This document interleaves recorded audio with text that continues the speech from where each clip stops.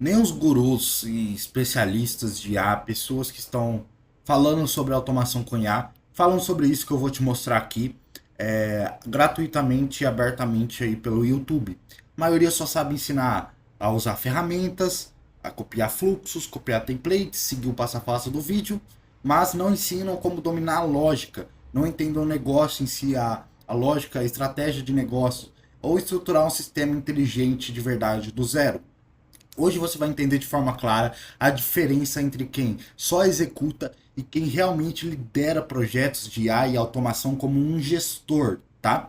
O que mais tem por aí, pessoal, vídeos ensinando a montar automações com end-to-end usando template pronto. Ó, template grátis aqui, mas pouca gente aqui vai ensinar para vocês a lógica de automação, como se isso se encaixa dentro de um negócio, como isso se sustenta e como você pode, que é o mais importante, pensar com autonomia. O executor ele depende de templates, depende de respostas em grupos. Enquanto isso, o gestor de automação, o verdadeiro gestor de automação com IA, ele entende, ele decide por conta própria, ele estrutura e entrega o resultado de verdade. Aqui que eu vou te mostrar esses pilares, tá? Os principais pilares que mostram, né, que o que um gestor verdadeiro, um verdadeiro gestor de AI e automação domina e porque isso faz toda a diferença, tá? Vamos diferenciar o que é um gestor, primeiramente, de um executor, que é o que mais a gente vê por aí, tá? Eu não tenho nada contra templates, nada que ensina o passo a passo, até porque tem vídeos no canal com templates e também ensinando a fazer o passo a passo de alguma automação específica. Mas por que eu resolvi trazer esse vídeo? Pessoal, desde sempre lá no grupo do canal, vejo gente entrando com template e não sabe pensar com autonomia, precisa de ajuda para fazer as coisas mais básicas. Todo mundo teve seu início no N8N, mas essa era de IA, né, faz as pessoas se tornarem mais preguiçosas e não conseguirem pensar por conta própria. Eu já vi gente que usa o template pronto, gerou o prompt completo com inteligência artificial. Quando deu um erro, não sabia o que fazer. E mesmo ali com dicas e ajudas, dicas detalhadas, passo a passo ali falando, ó, faz isso, faz isso, faz isso, a pessoa não conseguiu entender. Isso é comum quem está iniciando, mas para quem realmente quer se tornar um gestor de automação com IA, precisa ter autonomia, precisa entender por conta própria, porque não é sempre que você vai ter um template ou vai ter alguém em algum grupo, em algum fórum para te ajudar. Esse é o primeiro ponto, tá? Vamos começar aqui pelo primeiro ponto que diferencia um gestor de um executor. E o primeiro deles é a infraestrutura, tá? Não adianta montar automação se você não sabe o que está por trás. Muita gente fala, pega essa VPS, nem dá atenção na VPS, usa um instalador, usa ali o EasyPanel, são ótimos para quem está iniciando. Mas se vocês forem usar em produção, cuidado, vocês precisam dominar isso. Ainda mais se vocês foram usar em alta escalabilidade. Se você for usar ali um instalador ou EasyPanel para alta escalabilidade, você vai ter problemas, você vai se queimar com o seu cliente. Então, cuidado, tá? Aqui na parte de infraestrutura que eu vou falar sobre agora, é o primeiro pilar, porque o N8N, as aplicações como Evolution API, N8N, Chatwood, RabbitMQ, todas elas vão ficar numa VPS. É a base. Um prédio precisa de uma base para ele se sustentar. É a mesma coisa com as aplicações, pessoal. É infraestrutura. Por quê, tá? E aqui a gente tem esses quatro pilares, tá? Eu não vou entrar, não vou explicar todos os conceitos. Eu quero mostrar isso para vocês, porque mostrando isso para vocês, vocês sabem que isso existe e vocês conseguem ir atrás também sobre isso, tá? VPS, tá? Muito importante sobre isso, porque é entender quando usar X e o Y e o porquê disso. As principais que a gente tem, tá? E que eu mais utilizo Hostinger, Hetzner e DigitalOcean. Começa pela Hostinger, tá? Você vai utilizar ela e eu recomendo você utilizar ela com quando você tiver um principal requisito. Você vai ter um cliente com automação que tem dados sensíveis e se alguma coisa acontecer, você precisa ali de um servidor que esteja aqui no Brasil por conta da jurisprudência. Se alguma coisa acontecer com o servidor lá na Alemanha, vai ser um trampo danado para você conseguir resolver isso. Então, tendo um servidor aqui no Brasil, para essa questão de jurisprudência, dados sensíveis, se alguma coisa acontecer, é o ideal. Hetzner, melhor custo-benefício que eu vi até hoje. Com o mesmo valor que você paga numa VPS da Hostinger, você consegue uma VPS da Hetzner com a mesma quantidade de RAM, memória RAM, mas com duas CPUs a mais. E aí tá a diferença. Isso, CPU é essencial quando você pensa ali em estabilidade e melhor custo-benefício que eu vi é da Hetzner, tá? Muito boa. Elas pedem, a Hetzner pede documentação para você verificar, mas estabilidade, melhor custo-benefício. Tenho minha VPS há mais de um ano lá. Nunca tive problemas de instabilidade, de servidor cair, diferente do que eu já tive na Hostinger. E pelo mesmo preço que eu pago na Hetzner, que eu pagaria na Hostinger, eu consigo uma máquina, uma VPS melhor na Hetzner. DigitalOcean é considerada a mais top de todas, mas também é a mais cara. Eu não tenho palavra para descrever a DigitalOcean. Eles têm ali muitos serviços ali integrados dentro da DigitalOcean, como banco de dados gerenciado e etc., que acrescentam algumas funções a mais que a Hetzner, mas é a mais cara. Se você está buscando o melhor custo-benefício, eu recomendo você ir de Hetzner, sem dúvida nenhuma, tá?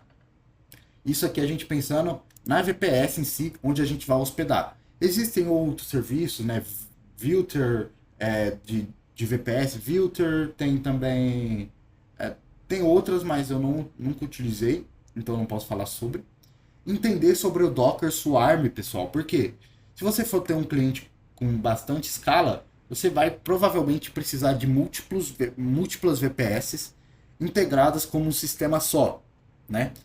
Eu vou fazer uma analogia bem leiga, mas para vocês entenderem. Seriam várias VPS. Tem aqui, ó, uma, duas e três VPS.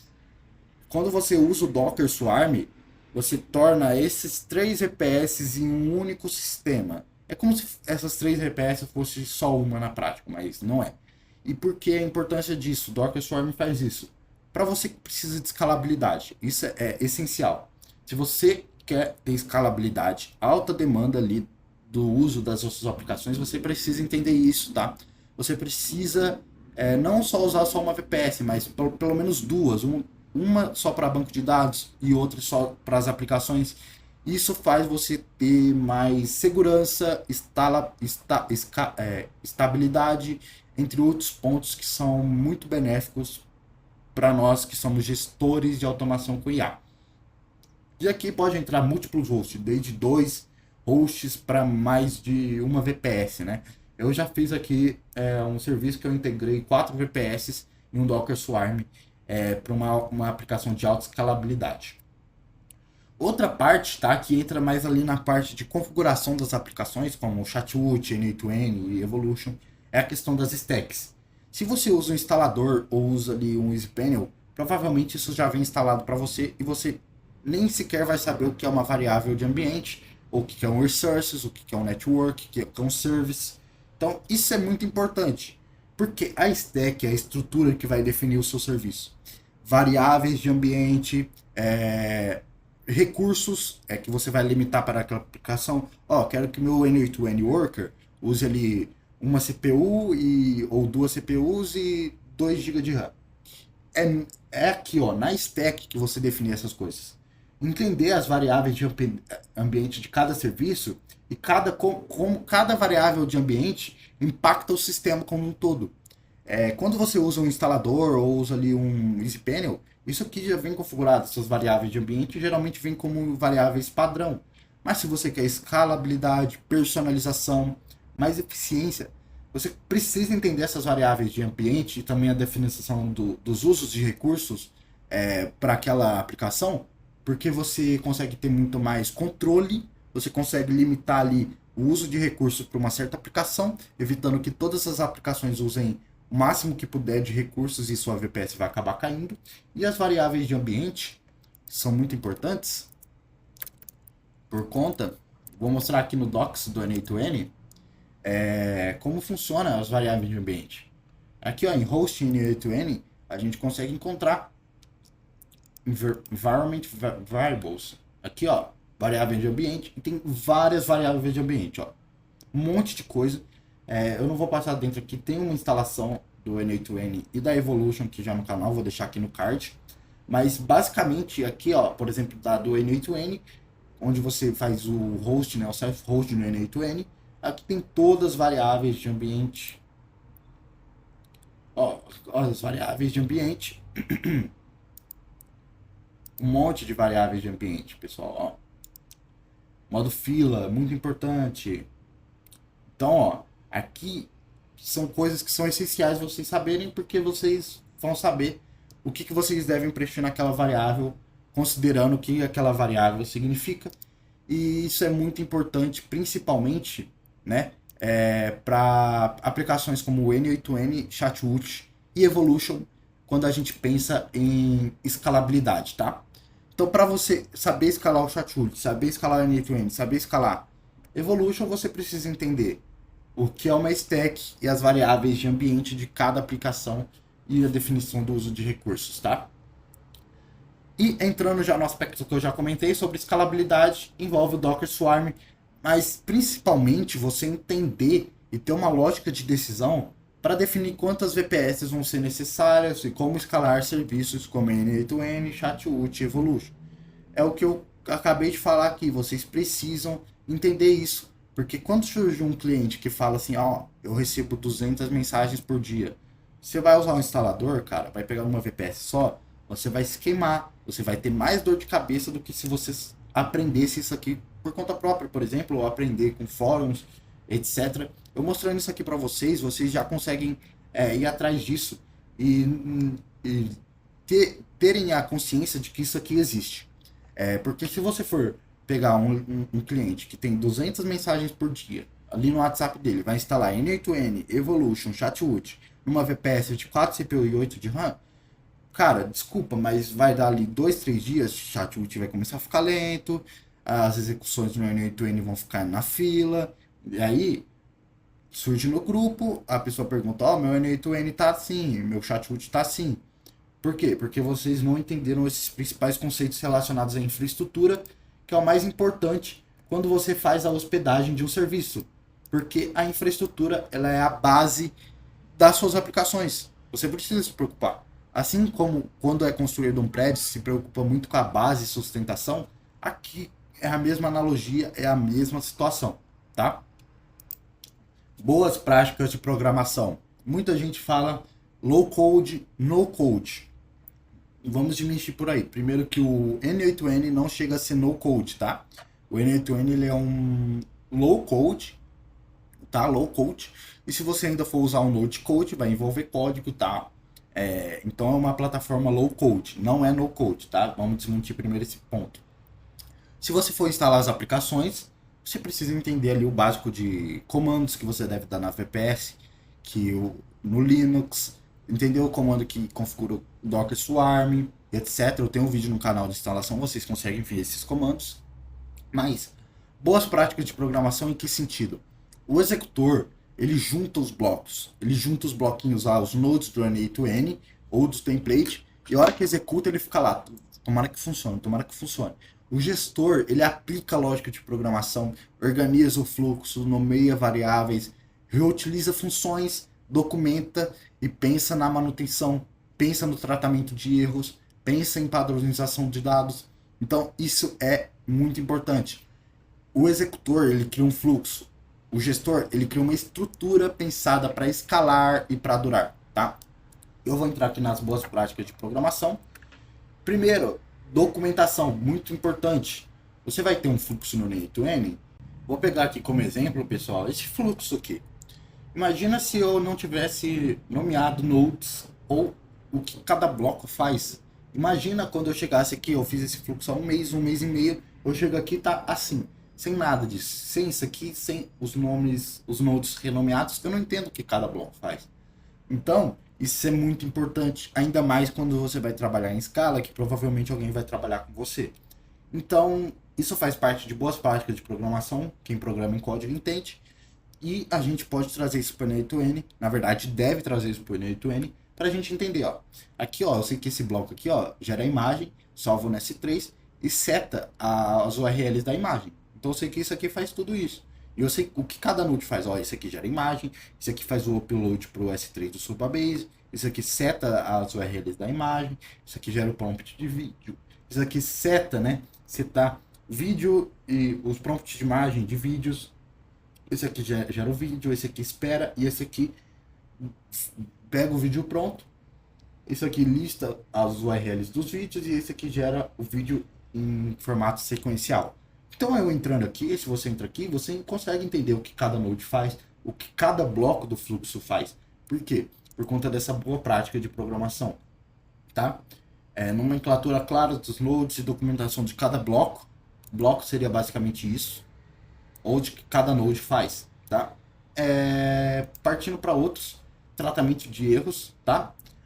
Eu já fiz um vídeo sobre 15 práticas, 15 hacks do N8N que você deve usar para ganhar produtividade e evitar problemas. Tratamento de erros, tá? Eu já falei sobre eles, mas eu vou passar aqui de novo, ó. Você tem um erro, por exemplo, HTTP request, tá? Faz uma requisição API, etc. Aqui, ó, no settings do Node, a gente tem essa parte aqui, ó, retry on fail, que é pra gente tentar de novo a requisição quando ela receber um erro, ou um error, tá? Quando acontecer um erro, o que vai fazer? Ó, aqui é o padrão, vai para o workflow. Aqui ele vai continuar como um output regular. Ele vai responder ali, vai gerar o output do Node, mas com o output de erro. E esse aqui, ó, é error output. Então, se for bem sucedida a execução, ele vai para cá. Se for erro, ele vem para cá. Isso é muito importante, pessoal. Muita gente nem sabe dessas dicas. Eu vou deixar o vídeo aqui no canal, no card dos 15 hacks, para vocês entenderem esse hack e outros, como também o hackzinho do error workflow. Aqui a gente chama um workflow que tem esse trigger aqui. Tem esse trigger aqui, ó, o erro trigger. O que esse trigger faz? Ele, quando surge um erro no seu fluxo e você configura seu fluxo para gerar ativar o node de erro trigger, ele vai retornar aqui todos o erro, o ID do fluxo, o ID da execução, ID do workflow que gerou o erro. Você consegue ali comunicar ali você mesmo no WhatsApp, no Telegram, onde seja, Slack, tanto faz. Você comunica você mesmo, ó, teve um erro no workflow tal. Aí você já consegue saber que teve erro, em vez de esperar, nem ver, ter que ficar olhando ali. Quando surge um erro no N8N em qualquer workflow, você pode sugerir aqui, ó, colocar um error trigger, você preparar ali um body de requisição para Evolution, para o Telegram e avisar que deu um erro ali, tá? Modularização. Vamos lá? Eu vejo muita gente pega um fluxo aqui, ó, vou ver se eu acho um fluxo de exemplo. Tô nessa pasta que é um projeto da faculdade, tá? Nesse fluxo, o fluxo principal era esse aqui, ó, La Torre AI. O que acontece? Tinha outros fluxos, ó, tu pagamentos, webhook, mercado pago e tu registro. E follow-up. Eu poderia, né, e eu vejo muita gente, muitos gurus, especialistas fazendo isso. Aqui tá o meu fluxo principal, que chega a mensagem do WhatsApp, a IA responde. Mas o que eu poderia fazer? Eu poderia ser um pouco mais esperto, colocar tudo isso aqui, ó, isso aqui, nesse mesmo fluxo. Vai funcionar de qualquer forma. Se eu colocar aqui a tool, mas os iniciantes, ou o pessoal que está conhecendo agora o mercado, vê o fluxo cheio disso e fala, nossa, esse fluxo é completo. Nossa, olha o tamanho do fluxo, que fluxo complexo, esse fluxo faz tudo. E, cara, não é bem assim que funciona na prática. A gente tem uma prática que a gente chama de modularização, que é dividir um workflow em sub-workflows. Que isso vai simplificar a identificação de erros de onde foi o erro. Imagina eu deixar tudo aqui nesse fluxo, tanto a tool, todas as tools, até o webhook de mercado pago. Surgiu um erro nesse fluxo, vai chegar lá, ó, deu um erro nesse fluxo tal. E para eu saber onde foi o erro? Não sabe. Se eu deixo as tools em um fluxo separado, ou outras funções desse mesmo ecossistema de automação IA, porque isso aqui é um ecossistema de automação IA, uma automação com IA com vários fluxos. Se eu deixo em fluxos separados, eu consigo, ó, deu erro aqui, ó, o error trigger vai enviar, faz um fluxo para enviar para o meu WhatsApp, eu consigo ver, ó, deu fluxo no nome do fluxo tal, aí vai estar lá, a torre AI, ou tool de pagamentos, tool de de registro, eu consigo identificar e descobrir o erro corretamente. Pessoal, né, quer chamar a atenção, deixa tudo num fluxo aqui completo, coloca tudo dentro de um fluxo. Resultado, quando você for carregar uma execução, quando for fazer uma execução, chegar uma execução aqui no webhook, o N8N vai carregar todo o fluxo. Tem esse problema de você ter esse tratamento de erros e mais para chamar a atenção. Então a modularização serve para isso, tá? Tratamento de dados, que é padronizar formatos, nomenclatura de variáveis que chegam de webhook, por exemplo. Então, eu tendo aqui um data handler, né? Eu consigo padronizar os dados, tá? E tem uma coisa aqui que é muito interessante, que vocês entenderem, que é esse mapeamento defensivo. Por exemplo, eu posso colocar ali, ó, JSON campo, ponto campo, e depois 2 barras verticais, valor padrão. O que acontece? Se o valor vier como nulo ou indefinido, no webhook, veio o JSON, tem esse JSON, tem a variável ali campo, tá vazia, ele vai preencher com o valor padrão, em vez de deixar null.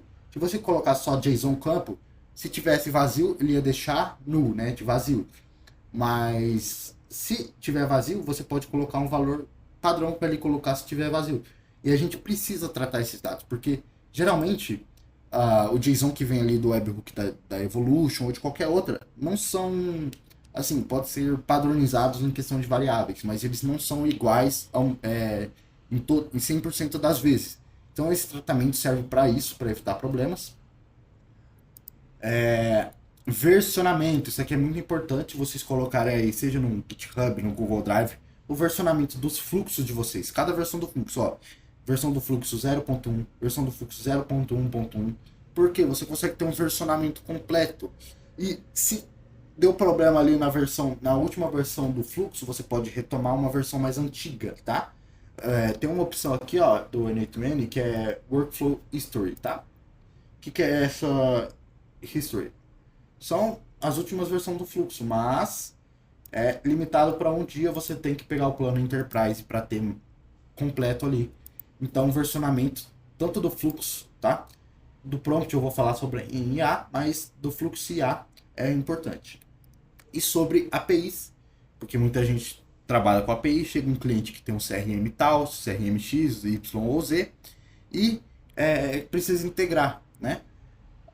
Às vezes não tem um node nativo no N8N, você precisa fazer um HTTP request, né?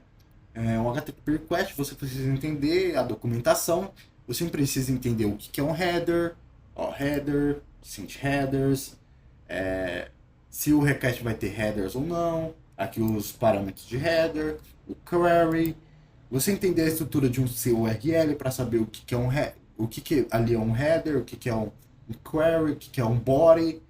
E isso é bastante importante, um método. Se você pegar a documentação de uma API, provavelmente vai ter isso completo. Tem APIs que não, tem APIs que sim. E você consegue preencher, tá? Aqui, ó, entendeu? Como eu falei, documentação, header, query, body, limites, né? Muitas APIs têm rate limits. Então, pode só uma requisição por segundo, uma requisição a cada 10 segundos. E você vai precisar programar o seu workflow para lidar com essa questão, tá? Então, isso aqui é muito importante, entender sobre rate limits, tá? Entender respostas e códigos que retornam da API, tá? Eu posso perguntar aqui para o GPT, mas geralmente eles retornam código 200, código 200 bem sucedido, código 400, 500, todos os outros são erros, mas você entender o que significa cada um deles vai te dar ali uma direção, um direcionamento do que aquele erro significa.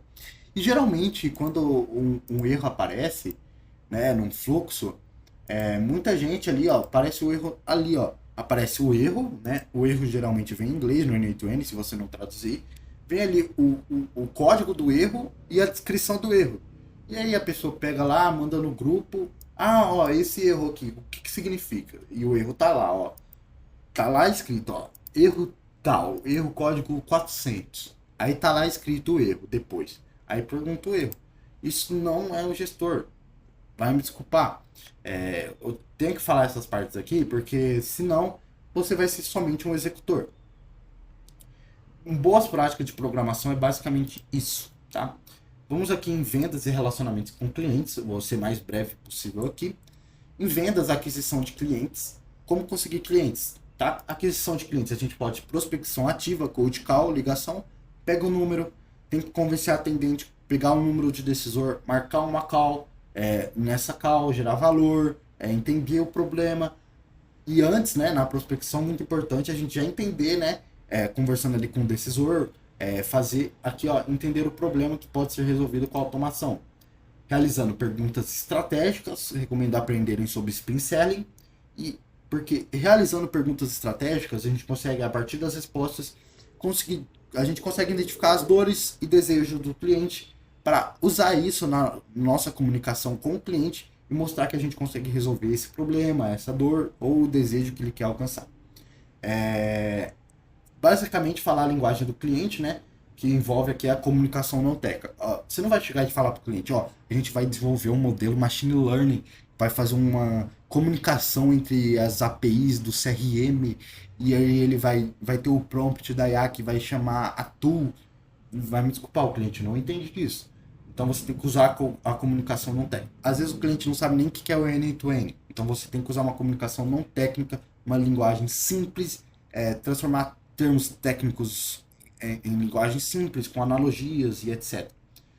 Mas outras formas de prospecção ativa, né? Cold call, ligação, mensagem, WhatsApp, Instagram. Prospecção passiva, quando leads vêm até você. Prospecção ativa é você vai até os leads. Prospecção passiva, os leads vêm até você através de anúncios, produção de conteúdo. E você também pode adquirir clientes através do networking, tá? Vendas, eu quis bater mais nesses pontos principais, a questão de clientes, comunicação. E também você tem que aprender a lidar com objeções. Ah, é muito caro. Ah, eu não sei, tá muito caro. Aí você bate no ponto, pô, um agente de A tá custando isso. E quanto que custam 3 funcionários que fazem isso? Tá, 3 funcionários fazem essa mesma tarefa que um agente de A conseguiria fazer. Aí você coloca ali na mesa, né, o quanto que ele ia gastar com 3 funcionários, o quanto que ele vai gastar com um agente de A. Basicamente isso. E relacionamento com o cliente, que é quando você já tem um cliente ativo, né? Você, pô, fez a call com ele, fez uma reunião com ele, passou ali, enviou a proposta, pá, aceitou, vamos lá, o onboarding, vamos ali pegar as informações essenciais, tudo ali as informações que a gente precisa. Relacionado ali, às vezes, o atendimento, scripts que o cliente já usa, informações, base de dados, informações para utilizar num reg e etc. No onboarding ali a gente apresenta, fala como que vai ser, prazos, contratos e etc, custos. Tudo isso no onboarding a gente vai resolvendo com o cliente e ali ao longo da comunicação também com o cliente que a gente faz. Eu faço com grupos no WhatsApp a minha comunicação com os clientes. E também monitoramento, né? Monitoramento das aplicações, que também envolve ali um monitoramento proativo, tanto no desenvolvimento da automação, tanto quando ele já for um cliente recorrente. Por exemplo,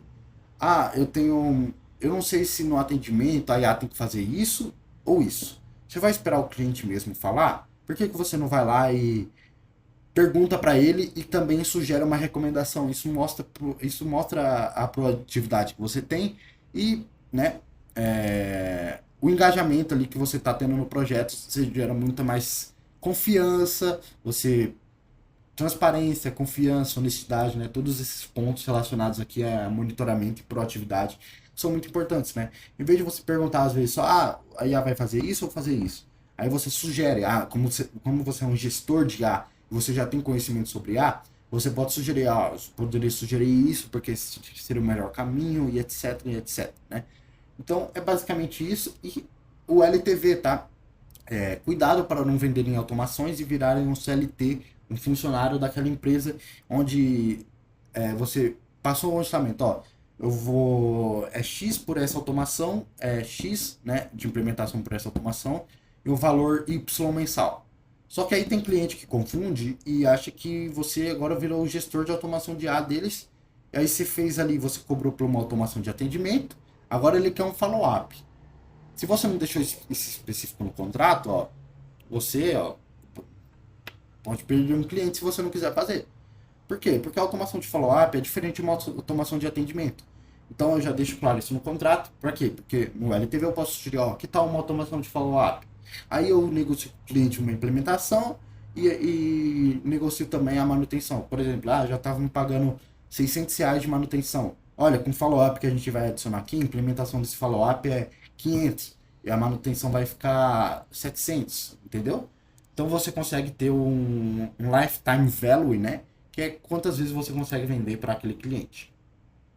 Passando aqui em vendas e relacionamento com o cliente, passamos aqui para uma parte que é principal, mas que eu vou abordar mais em outro vídeo sobre IA.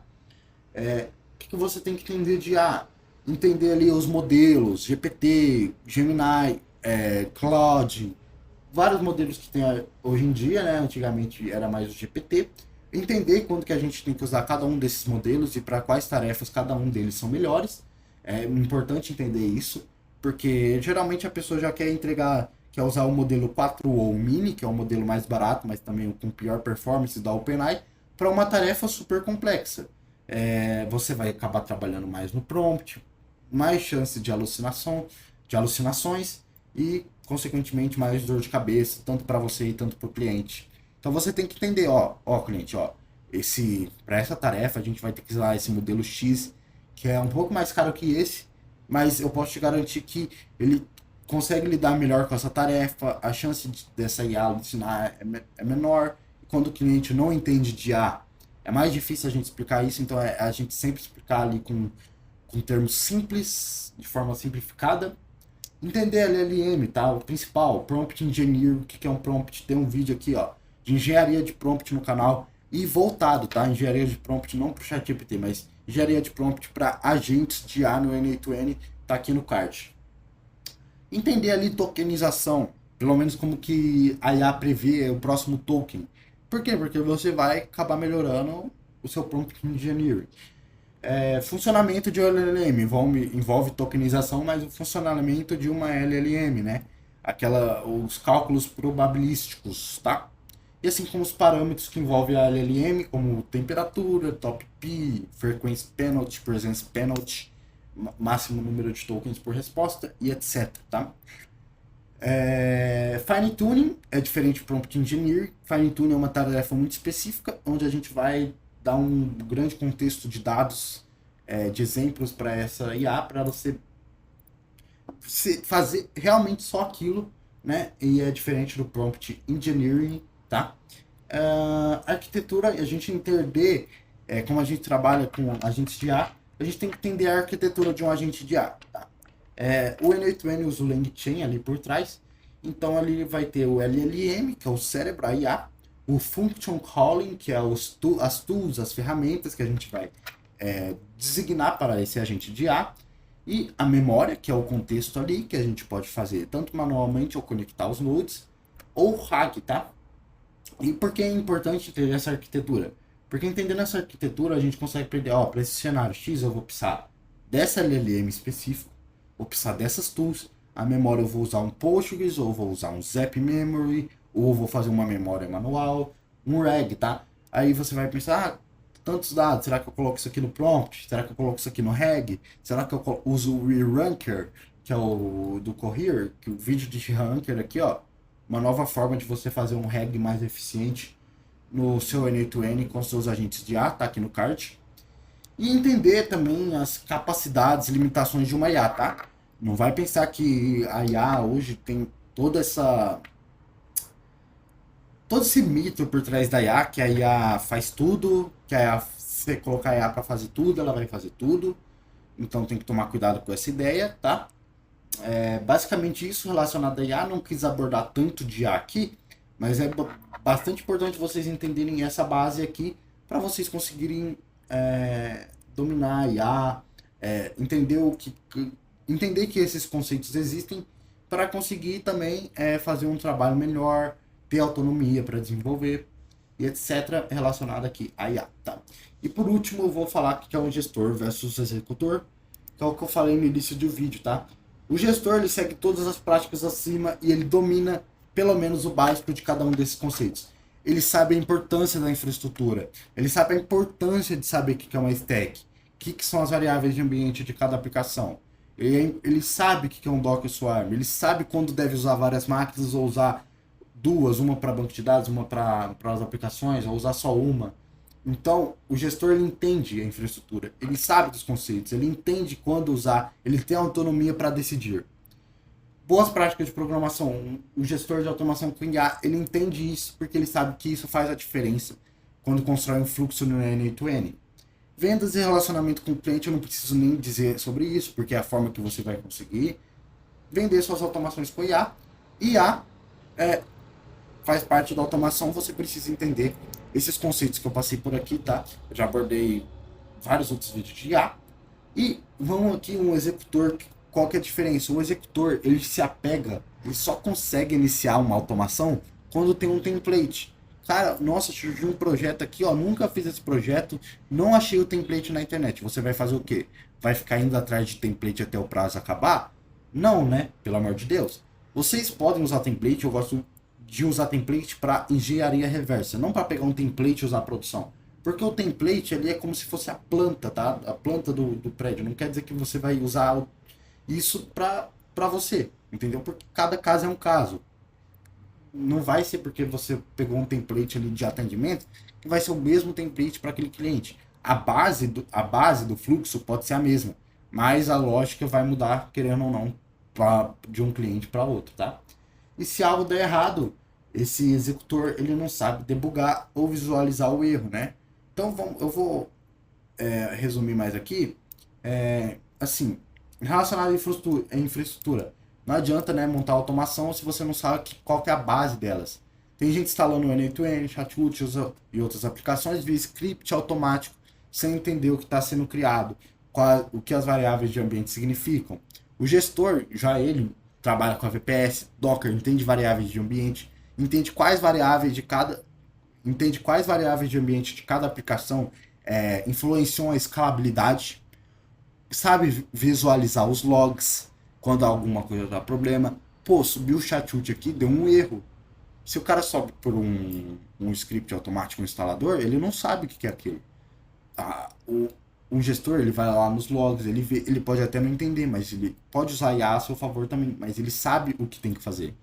Ele tem domínio sobre o ambiente onde a automação vai rodar. Relacionado a boas práticas de programação, foi o que eu falei. O executor, ele junta os blocos. Ele junta ali os nodes. Ele só faz o operacional.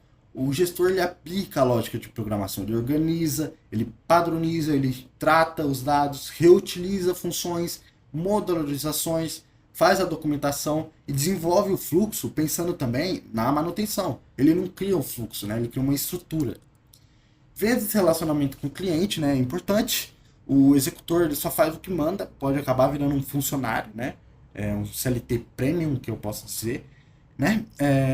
O gestor ele entende o problema do cliente, tá? Ele propõe soluções, tá? Ele é proativo, mostra como a automação impacta o resultado e conduz o projeto do cliente de ponta a ponta. O gestor sabe conversar na linguagem do cliente porque ele domina cada aspecto técnico. O gestor, né, o verdadeiro gestor, dominando cada aspecto técnico, ele sabe conversar com o cliente de forma simplificada, de forma clara, tá? Entendendo a necessidade, traduzir isso em sistema. O cliente fala, eu quero XYZ. Como que eu vou fazer isso? Se o cliente fala assim para mim, eu quero que a IA faça isso. Ele não vai falar com termos técnicos, tipo assim, eu quero que a IA busque na API do CRM isso, depois faça isso. Ele não vai falar assim. Você tem que saber traduzir o que o cliente fala para os termos de automação. Isso é essencial para um gestor. Inteligência artificial, hoje todo mundo, hoje em dia, né, a maioria usa o GPT, ou fala que usa o GPT, ou fala que sabe usar o GPT, mas não é o mesmo que dominar. Especialistas aí de IA, tá? Eu não sou um especialista de IA, eu tenho um domínio ali, sou entusiasta, sei usar a IA, mas eu não sou um especialista de IA. Vamos ser sinceros, se a gente fosse um especialista de IA, esses especialistas de IA do YouTube estariam trabalhando em empresas como OpenAI, Anthropic, vamos pôr isso na mesa, tá? Quem faz prompt, quem faz isso é quem sabe usar IA, desenvolver agentes de IA, estruturar um agente de IA. Mas ser especialista em IA é outra coisa. Ser especialista em IA é entender ali o funcionamento por trás, tá, da IA. O que faz a IA gerar a resposta dela. Tokenização, cálculo probabilístico, programação, é isso que faz o especialista de IA. A gente ali é um entusiasta, a gente domina prompt engineering, a gente entende a língua da IA, é basicamente isso, a gente sabe quando usar cada LLM, quando usar local, quando usar uma API. Então, usar IA não é mesmo que o dominar, né? O gestor entende os fundamentos, né? O prompt engineer, temperatura, top P, memória, controle de alucinação, uso de tools, RAG e tudo que envolve usar LLM de forma estratégica, né? Ele não faz a IA para parecer moderno, né? O executor faz isso. O gestor ele usa IA para resolver problemas reais. E a virada de chave é que o executor espera, né? Porque ele fica à mercê de templates, fica à mercê dos outros, fica à mercê de estratégia, fica à mercê dessas coisas. O executor espera, o gestor toma a decisão.